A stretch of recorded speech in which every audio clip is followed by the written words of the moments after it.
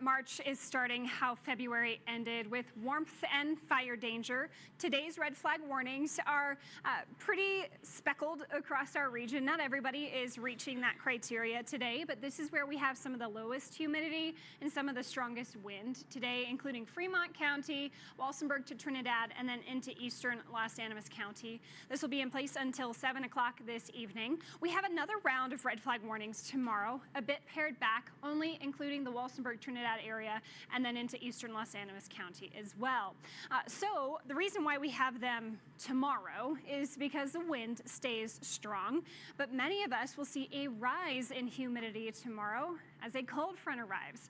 So let's watch how the wind changes with this incoming front. Today, we mostly have a downsloping westerly breeze. And I feel like a broken record saying this all the time, but when we have that westerly downslope wind, it warms us up and it dries us out. And that is the instance for today. We recently gusted to 44 miles per hour in Walsenburg, so still quite gusty at times in those red flag warning zones.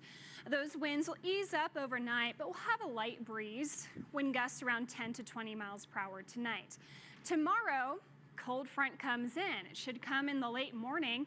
We'll see a shift to the north with our winds. That's how you'll know it's arriving to your area.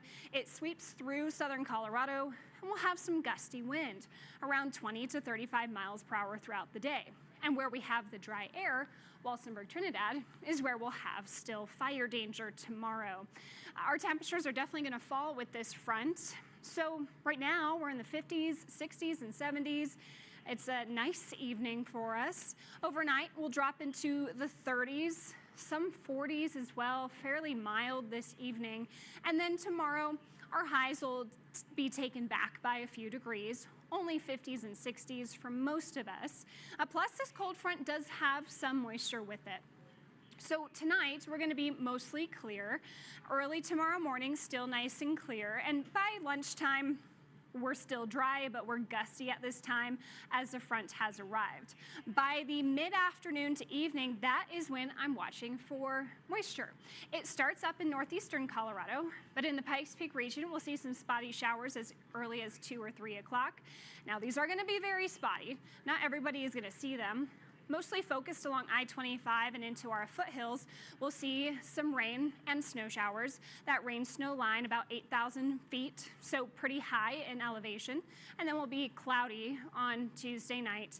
So some of us aren't going to see any moisture. Along I-25, it should be mostly just some spotty rain showers. But into the mountains, we could see a little bit of light accumulation from this front.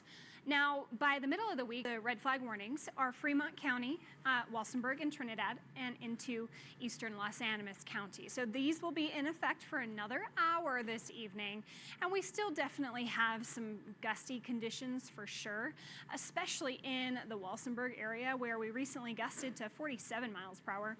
Colorado City also recently gusted to 37 miles per hour, and we're still pretty dry this afternoon as well. Today has been very warm, leading to that low humidity.